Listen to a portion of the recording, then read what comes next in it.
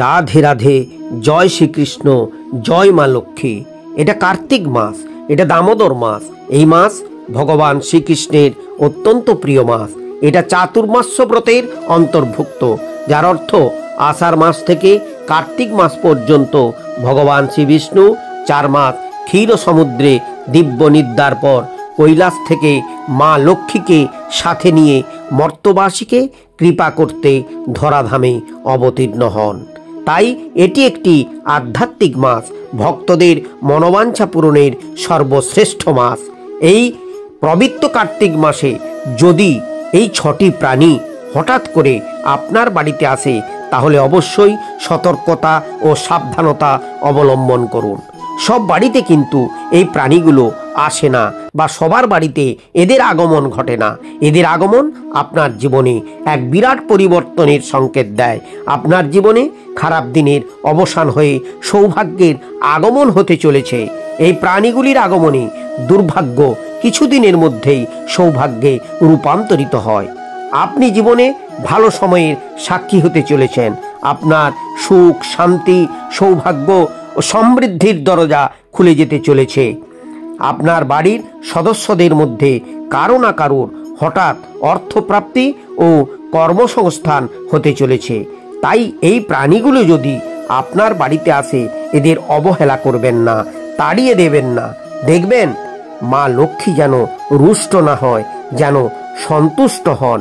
এই প্রাণীগুলি সম্পর্কে জানা খুবই জরুরি, কারণ এদের প্রতিটির আলাদা আলাদা গুরুত্ব আছে, তবে শেষেরটি চমকে দেওয়ার মতো। তাই ঘুমন্ত ভাগ্যকে জাগ্রত করতে আজকের প্রোগ্রেসিভ কালচারের নতুন ভিডিওটি খুবই স্বাস্থ্যসম্মত ও জ্যোতিষশাস্ত্রসম্মত জ্ঞানবর্ধক হতে চলেছে। শুরু থেকে শেষ পর্যন্ত মনোযোগ সহকারে শ্রবণ করুন। ভালো লাগলে কমেন্টে রাধে রাধে, জয় শ্রীকৃষ্ণ, জয় মা লক্ষ্মী লিখুন। বাস্তুশাস্ত্র অনুযায়ী এই প্রাণীগুলিকে অত্যন্ত শুভ বলে মনে করা হয়। এই প্রাণীগুলি যে বাড়িতে যায় তাদের উন্নতি কেউ আটকাতে পারে না, কারণ এই প্রাণীগুলি কোনো না কোনো দেবদেবীর প্রতিনিধি হিসাবে কাজ করে। যদি এই ধরনের প্রাণী আপনার বাড়িতে আসে, তাহলে আপনিও ভাবতে পারেন আপনার সৌভাগ্য আসতে চলেছে আর সমস্ত দুর্ভাগ্য সরতে চলেছে। এদের সম্পর্কে সঠিক তথ্য জানা খুবই গুরুত্বপূর্ণ ও জরুরি। তাই এই প্রাণীদের কথা ভক্তি, ভালোবাসা ও শ্রদ্ধার সাথে শ্রবণ করুন। এই পবিত্র কার্তিক মাসে বিভিন্ন দেবদেবীর প্রতিনিধি স্বরূপ এই পয়মন্ত প্রাণীগুলি যদি আপনার বাড়িতে আসে, তাহলে জ্যোতিষশাস্ত্র অনুযায়ী বুঝতে হবে আপনার খারাপ সময় শেষ হতে চলেছে, সৌভাগ্য আসতে চলেছে। তাই এই প্রাণীগুলি যদি আপনার বাড়িতে আসে, ভুল করেও এদের তাড়াবেন না, কারণ এই 6টি প্রাণীকে অত্যন্ত শুভ বলে মনে করেন। এই 6 ধরনের প্রাণী যে বাড়িতে যায়, সেই বাড়িতে মা লক্ষ্মী ও ধনদেবতা কুবের স্বয়ং প্রবেশ করেন। মনে রাখবেন, এই প্রাণীগুলিকে কিন্তু সকলের বাড়িতে দেখা যায় না, বা এরা সকলের বাড়িতে প্রবেশ করে না। কেবল মা লক্ষ্মীর নির্দেশ পেলেই এরা বাড়িতে প্রবেশ করে। তাই আপনার উচিত সদা সর্বদা বাড়িঘর, রান্নাঘর, ঠাকুরঘর পরিষ্কার পরিচ্ছন্ন রাখা। সদর দরজার সামনে আবর্জনা, অপরিষ্কার জুতো না রাখা। বাড়ির জানালা দরজা প্রভাতকালে ও সন্ধ্যাকালে সময় মতন খুলে রাখুন, যাতে মা লক্ষ্মী বাড়িতে এসে ফিরে না যায়। তাই সদা সতর্ক থাকুন। এইবার আমরা জানব এই 6টি প্রাণী সম্পর্কে, যার প্রতিটি গুরুত্বপূর্ণ, তবে শেষেরটি অবাক করার মতো। প্রথমটি হলো প্রজাপতি। হিন্দু ধর্মশাস্ত্র অনুযায়ী প্রজাপতি হিন্দু ধর্মের একজন বৈদিক দেবতা। তিনি সৃষ্টিকর্তা ঈশ্বর ব্রহ্মার একটি রূপ। প্রজাপতির অর্থ লোকদের প্রভু।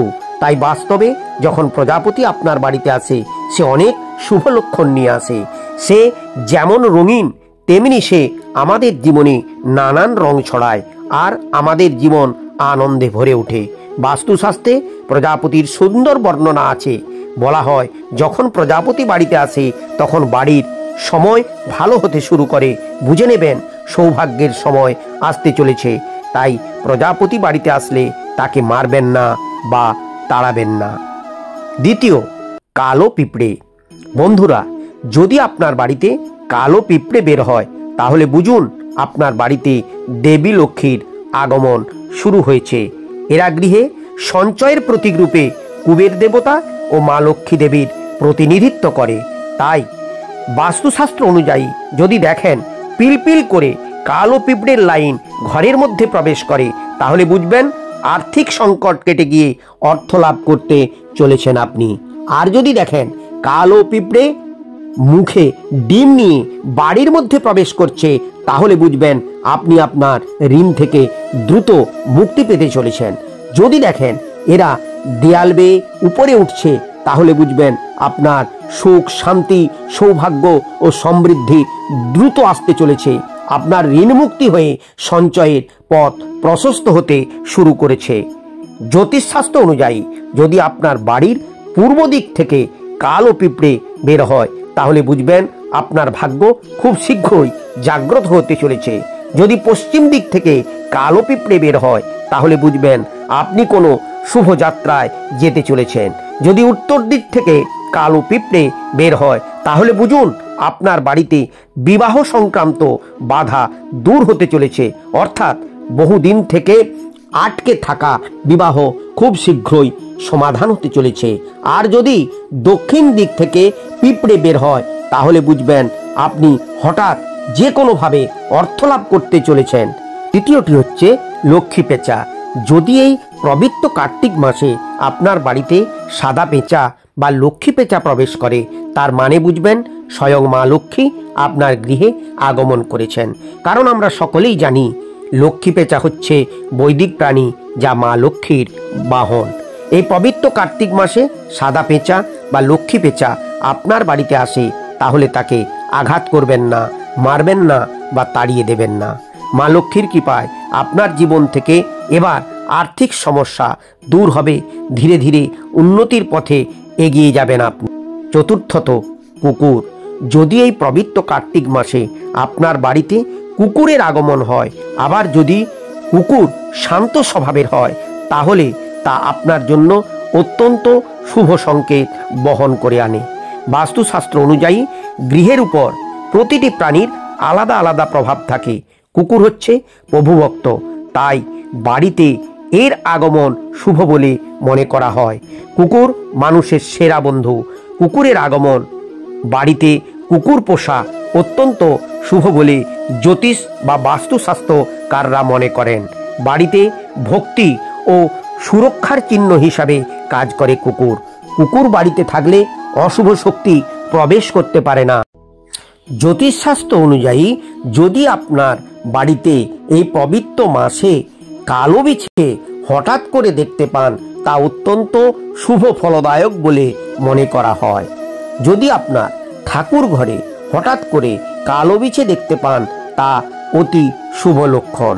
যদি দেখেন তা আবার হঠাৎ করে অদৃশ্য হয়ে গেল তাহলে তা আরও ভালো।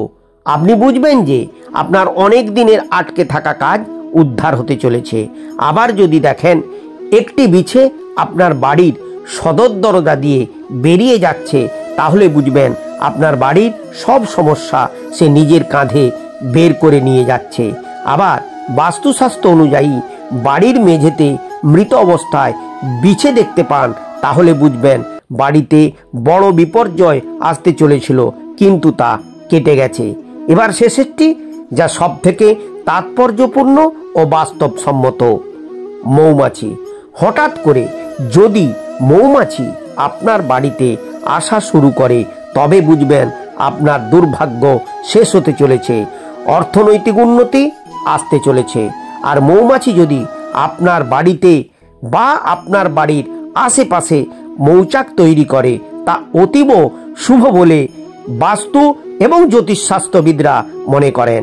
মৌচাকের মধু এতটাই বিশুদ্ধ যে সমস্ত হিন্দু দেবদেবীর পুজোতে মধু ব্যবহার করা হয়। মৌমাছিকে সৌভাগ্য ও সাফল্যের প্রতীক হিসাবে বিবেচনা করা হয়। তারা বিশুদ্ধতা, আত্মবিশ্বাস ও উৎপাদনশীলতার প্রতিনিধিত্ব করে। এই কারণে বাড়িতে মৌচাক হলে তাকে একটি ইতিবাচক সংকেত হিসাবে বিবেচনা করা হয়।